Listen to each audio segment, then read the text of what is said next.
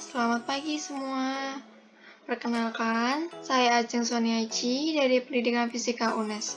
Di sini saya akan menjelaskan materi hukum gravitasi Newton dan hukum Kepler. Untuk penjelasan selanjutnya, silakan disimak. Yang pertama, apa saja yang akan dipelajari dalam materi hukum Newton gravitasi ini? Yaitu yang satu, gaya gravitasi, 2, medan gravitasi, 3, hukum Kepler yang meliputi hukum Kepler 1, 2, dan 3. Selanjutnya ada gaya gravitasi, yang merupakan interaksi dua benda, namun dua benda tidak saling bersentuhan. Dalam penelitiannya, Newton menyimpulkan bahwa gaya gravitasi atau gaya tarik-menarik antara dua benda dipengaruhi jarak kedua benda tersebut, sehingga gaya gravitasi bumi berkurang sebanding dengan kuadrat jaraknya. Ada pula bunyi hukum gravitasi yang bunyinya setiap partikel di alam semesta ini akan mengalami gaya tarik satu dengan yang lain. Besar gaya tarik-menarik ini berbanding lurus dengan massa masing-masing benda dan berbanding terbalik dengan kuadrat jarak antara keduanya, yang secara matematis dapat dirumuskan sebagai gaya tarik-menarik antara kedua benda sama dengan tetapan gravitasi dikali massa dari suatu benda dikali massa benda dan dibagi jarak kedua benda kuadrat, atau F sama dengan G besar kali M besar kali M kecil per R kuadrat. Lalu selanjutnya ada medan gravitasi.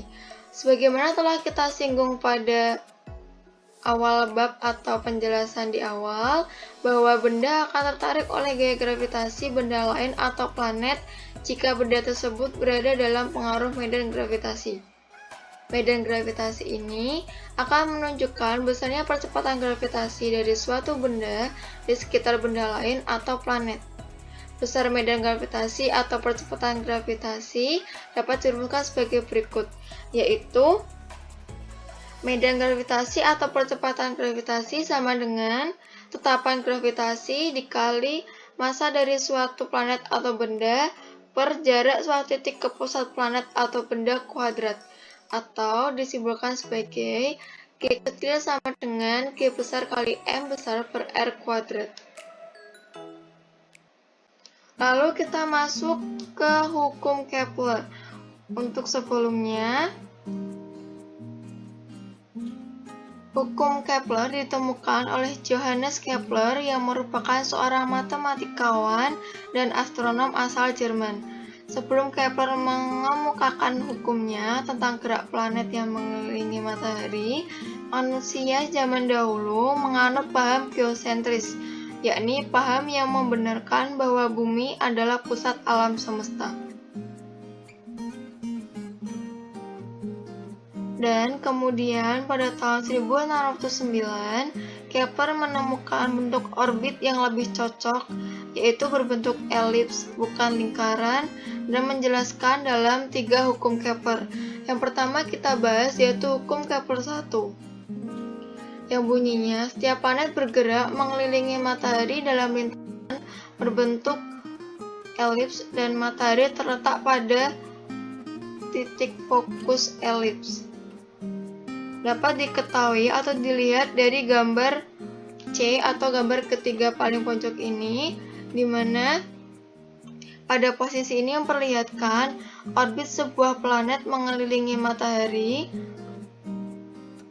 sesuai dengan hukum pertama Kepler, yaitu orbit planet itu berbentuk elips dan matahari berada pada salah satu titik fokusnya. Titik A disebut titik aphelion dan merupakan titik paling jauh dari matahari atau sebuah bintang yang dilewati oleh planet-planet, sementara titik yang paling dekat yang dilewati oleh planet disebut titik perihelion, yakni titik P. Untuk selanjutnya ada hukum Kepler 2 yang bunyinya setiap planet bergerak sehingga suatu garis khayal yang ditarik dari matahari ke planet mencakup daerah dengan luas dan waktu yang sama.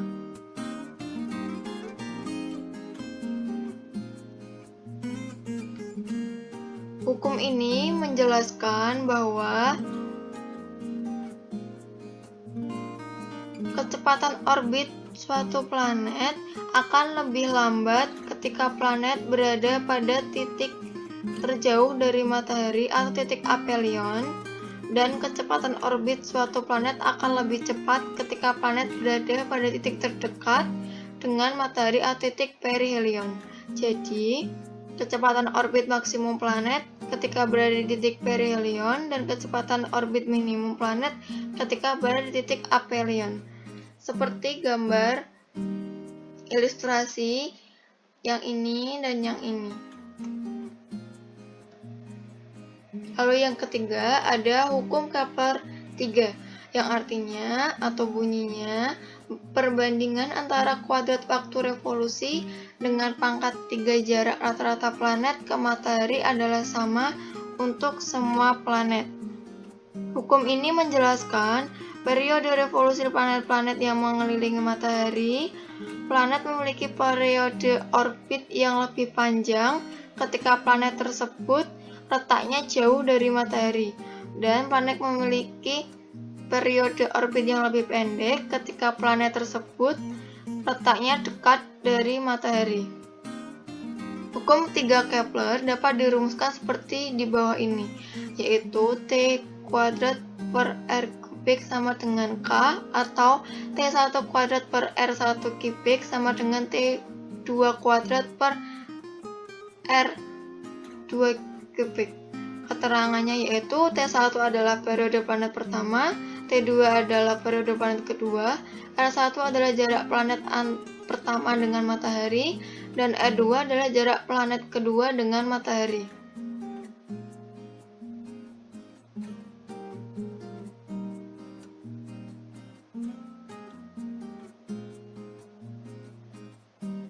Bagaimana kesesuaian hukum-hukum Kepler dengan hukum Newton? Untuk menjelaskan hal ini, kita dapat melakukan pendekatan bahwa orbit planet adalah lingkaran dan matahari terletak pada pusatnya, seperti gambar yang saya tunjuk ini, yang dimana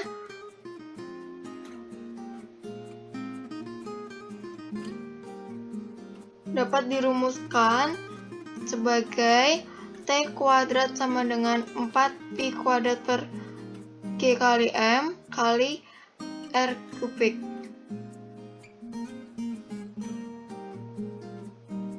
Berdasarkan uraian di atas atau berdasarkan persamaan yang telah diperoleh, dapat kita ketahui bahwa ternyata hukum gravitasi Newton memiliki kesesuaian dengan tata edar planet seperti yang dirumuskan oleh hukum Kepler. Agar kamu lebih memahami hubungan antara hukum Kepler dan hukum Newton dan beserta penjelasan lainnya, tonton terus dan simak video dari saya, dipelajari, dan